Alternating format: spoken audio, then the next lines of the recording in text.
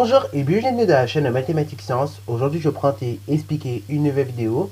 Cette vidéo donc en physique-chimie, toujours sur le thème numéro 1, constitution et transformation de la matière. Et dans cette vidéo là, nous allons tout simplement nous intéresser à la dissolution. Donc dans un premier temps, on va voir ce que c'est que la dissolution.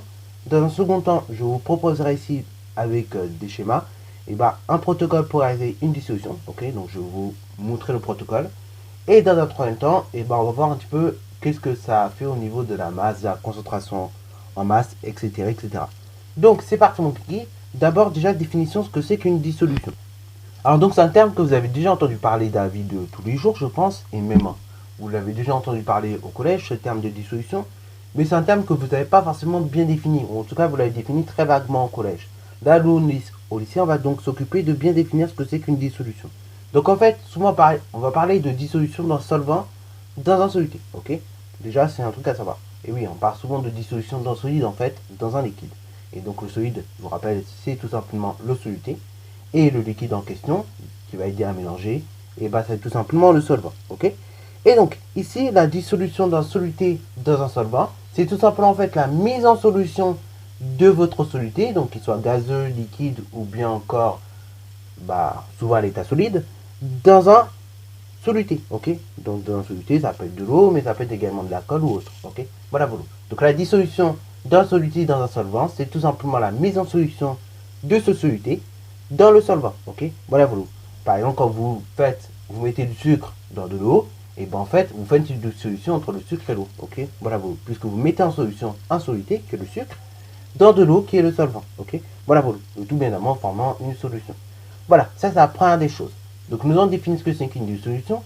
Donc maintenant, ça va être pas mal de voir les différentes étapes qui vont nous permettre de réaliser une dissolution. Alors déjà, précisons une chose, le matériel. Alors on va avoir besoin d'un certain nombre de matériel pour réaliser une bonne dissolution, ok. Je vous ramène d'ailleurs vers la vidéo d'expérience où on vous montre dans le détail comment ça marche. Là ici, juste ne faire que présenter comment ça marche. Et donc c'est le protocole là que je vais vous raconter qu'il faudra bien connaître, ok. Après, si vous voulez le voir en vrai, ou si vous voulez pratiquer en vrai, c'est l'autre vidéo que je vous propose qui est intéressante également en plus de celle-ci. Donc au niveau du matériel, nous on va avoir besoin d'abord d'une capsule, ok, d'une coupelle, ok, en tout cas d'un élément pour mettre notre soluté. On va avoir également besoin d'une balance, on va avoir également besoin d'une cuillère, ok, voilà. On peut avoir également besoin d'un entonnoir, voilà. On aura besoin également d'une fiole, on va avoir également besoin d'eau, ok, d'eau distillée, ok. On va avoir également besoin donc d'une pipette et éventuellement par la suite, on sera amené à avoir besoin, si on veut, d'une pipette Pasteur, ok. Voilà. Donc là, c'est l'ensemble du matériel dont vous aurez besoin, ok, pour réaliser correctement votre dissolution. Alors, la première étape, ça va être tout simplement en fait, consister à mesurer en fait la masse de votre soluté. Donc, on va se munir d'une balance. On va se munir donc de la capsule, ok. Et dans la capsule, on va verser la bonne masse de soluté que l'on souhaite, ok. Voilà. Ça, c'est la première étape pour réaliser une bonne dissolution. Donc, c'est bien ce qu'on fait avec une petite cuillère. Donc, on pose notre capsule sur la balance et avec une petite cuillère, on verse le soluté, donc la bonne masse de soluté, dans la capsule, ok. Ça, c'est la première des choses. Deuxième des choses, on va également, maintenant que nous avons versé la bonne masse de soluté dans notre capsule, et ce soluté là on va directement le mettre dans une fiole, ok. Alors la fiole au préalable, donc je la remplis d'eau distillée, ok. Et dans un deuxième temps, une fois que j'aurai rempli la fiole au préalable d'eau distillée, je peux me munir dans l'entonnoir que je vais placer au dessus, au niveau de la fiole, ok. Et en fait, je vais verser le contenu de cette capsule dans l'eau distillée. Alors pourquoi c'est pratique d'avoir un entonnoir? Ça va permettre en fait de bien faire glisser tout le contenu de votre capsule, ok. Donc en l'occurrence tout le soluté. Alors bon, il peut arriver que malheureusement l'ensemble du soluté ne tombe pas, ok. Et ça arrive même très souvent parce que ça colle avec l'entonnoir ou je ne sais quoi. Dans ce cas-là, va venir cette troisième étape. Donc là, à l'aide d'une pipette, donc la pipette ça ressemble à ceci. À l'aide d'une pipette dans laquelle on aura mis des eaux de rinçage, donc des eaux de rinçage c'est de l'eau distillée quoi. Et on va d'abord rincer votre capsule qui a contenu de soluté. On va également rincer tout ce qui est fiole et éventuellement donc entonnoir. Et comme ça nous permet finalement d'avoir tout ce qu'il faut. C'est-à-dire donc d'avoir tout le soluté dans la fiole, ainsi que votre eau distillée. Ok, voilà, voilà. Ça c'est fait. Ensuite, quatrième étape, là on va compléter avec de l'eau distillée. Ok, on va ajouter un petit peu d'eau distillée dans votre fiole. Et on va fermer cette fiole et l'agiter un petit peu afin d'homogénéiser la solution. Ok, voilà, voilà.